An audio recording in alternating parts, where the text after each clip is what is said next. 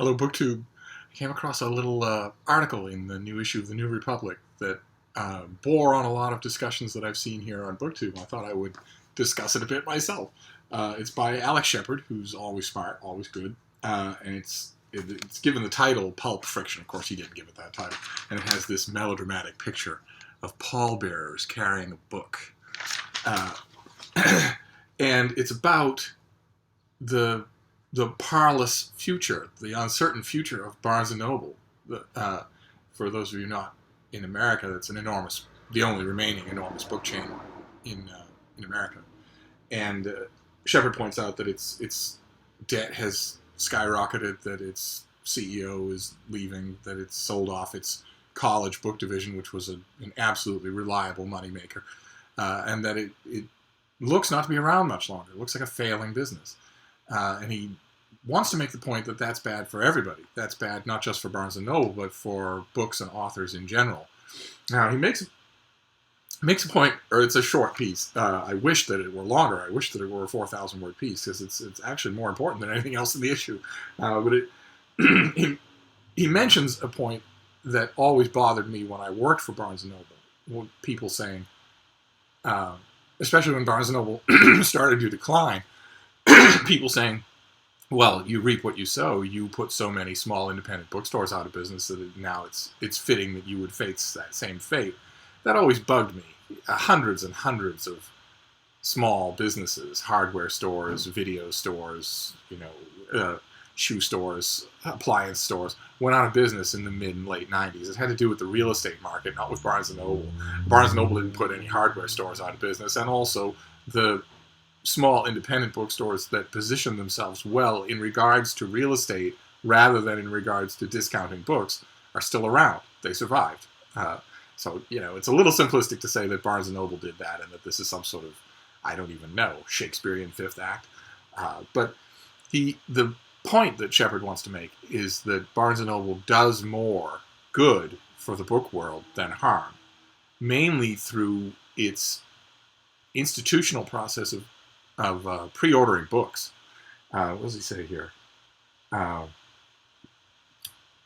The focus on sales masks the deeper degree to which the publishing industry relies on Barnes & Noble. The retailer provides much of the upfront cash publishers need to survive in the form of initial orders. Most independent bookstores can't afford to buy many copies of a book in advance. A single carton of 24 books would represent a large order. Amazon also buys few books in advance, preferring to let supplies run down so as to prompt online shoppers to, quote, add to cart because there are, quote, only 5 left in stock. Barnes & Noble, by contrast, often takes very large initial orders. For books it believes will fly off the shelves, initials can reach the mid-5 figures, hundreds of thousands of dollars that go to the publisher before a single book is even sold. That money, in turn, allows publishers to run ads in magazines and on Facebook, send authors on book tours, and pay for publicists. Without Barnes & Noble, it would become much harder for publishers to turn books into bestsellers. Although that is true, it should be setting off alarm bells in you. That first of all, do we need more books to become bestsellers, considering what the bestseller list is often like? But mainly, paying large amounts of money, hundreds of thousands of dollars, before a single book is sold. Does that strike you as a little iffy as a way to do business, much less a pillar for the industry to rely on? He goes on to say, in a world without Barnes & Noble, risk-averse publishers will double down on celebrity authors and surefire hits. Literary writers without proven sales records will have difficulty getting published, as will young debut novelists. The most literary novels will be shunted to smaller publishers. Some will probably never be published at all. And rigorous nonfiction books, which often require extensive research and travel, will have a tough time finding a publisher with the capital to fund such efforts. Again, this is, I think, oversimplified because of the brevity of the piece. First of all, the authors of those complex and ambitious nonfiction works have never gone to the big 5, bestseller publishers in America for their funding. They've gone to academic presses, which is where they'll continue to go. That's why academic presses are so important. But the bit about literary authors not getting published, if a literary author writes a book in a forest and no one hears it, that sort of thing. all of this, all of these simplifications fail to take into account the other institutional practice that Barnes & Noble takes advantage of. It's not just initial orders, it's returns. Barnes & Noble doesn't just pre-order boxes and boxes and boxes of the new Stephen King or the new Once Upon a Time Tom Clancy. It also has an arrangement with publishers whereby it can return, after up to a certain point, it can return unsold copies of those books for a refund. This is a self-evidently lunatic way to do business. What other business in the world where you buy something from its manufacturer, and if you don't manage to sell it through your own efforts and intelligence, you can just give it back and get your money back? That's not how capitalism itself is supposed to work. And if you think about it, if you're a Barnes & Noble chain, you've got 8 buyers in New York buying for 600 stores throughout the country, you don't know, those 8 buyers don't know anything about the buying habits of customers in Oshkosh or Sacramento. They're going on numbers, spreadsheets, and they're also operating under the assumption that any mistakes they make can simply be returned. If so-and-so has a new book, like let's say Jonathan Franzen, who has a proven track record as a novelist, let's say he comes out with a slim volume of nonfiction or translated nonfiction from the German, not entirely impossible eventuality.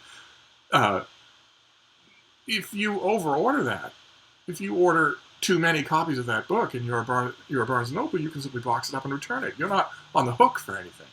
And if you're not responsible for the mistakes you make, then you have absolutely no institutional motivation to know anything about your business, to know enough about your customers and your audience to avoid those mistakes. You, in other words, don't have to know books. You don't have to order intelligently. You have a system in place to save you if you make a mistake. That's disastrous. And Barnes & Noble has been a very, very strong supporter of that system. With the result that they don't need intelligent booksellers, right? I mean, you don't need someone who's been with your store for 15 years and can tell you all about your customers, knows them by name, knows what they'll buy and won't buy, knows what fads won't take and which ones will. You don't need that person if your mistakes are covered ahead of time. And so you have no incentive to offer your employees a living wage. You have no incentive to make the job anything that anybody would need to know anything to have, which is why if you walk into your average Barnes & Noble sales floor, you will find young clerks with vacant expressions on their faces who don't know anything at all about books. A very disheartening thing.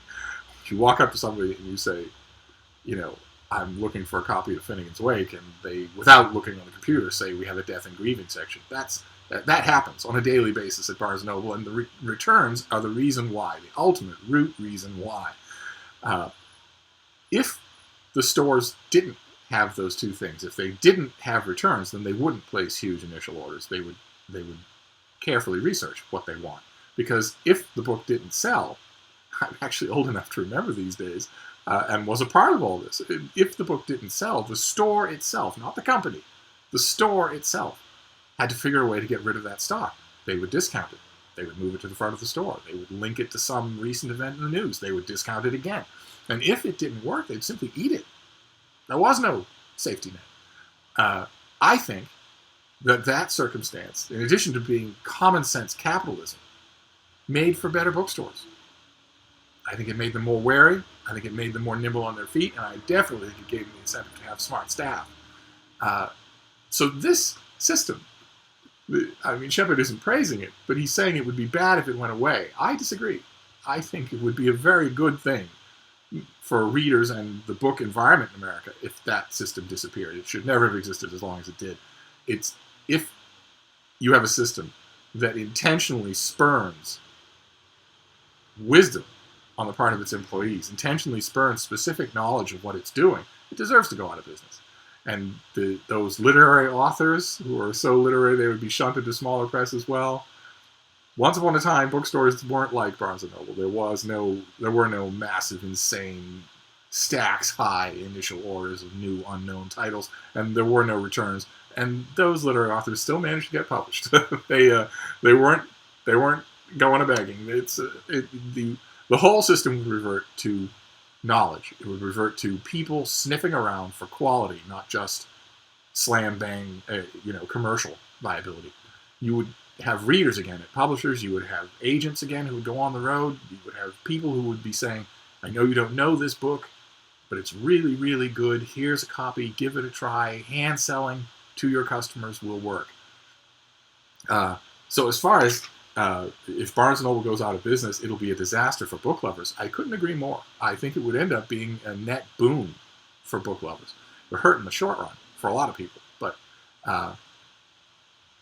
it'd be a bitter pill, but worth taking. And I want to know what you think. For instance, the thing I really want to know, I want to know your thoughts on all of this, but the thing I really want to know, especially from those of you in America, is tell me about your experiences shopping at a Barnes & Noble, or before that at a Borders, at the big chain bookstores. Have you had good experiences? I had the luck to be part of a atypically great crew at a Barnes & Noble, where we made the customers feel welcome and we shared book talk with them. Genuine nuts and bolts book talk. But I've been to many, many Barnes & Nobles, and that has not been the case. That is not the rule. That was a very great exception. I want to know if that's true for all of you. What's your local Barnes & Noble like? And what would your book buying world be like if that Barnes & Noble disappeared? Because I think Shepard is right. It's going to soon. So tell me all about it. And I'll get back to normal videos right away. Thank you, BookTube.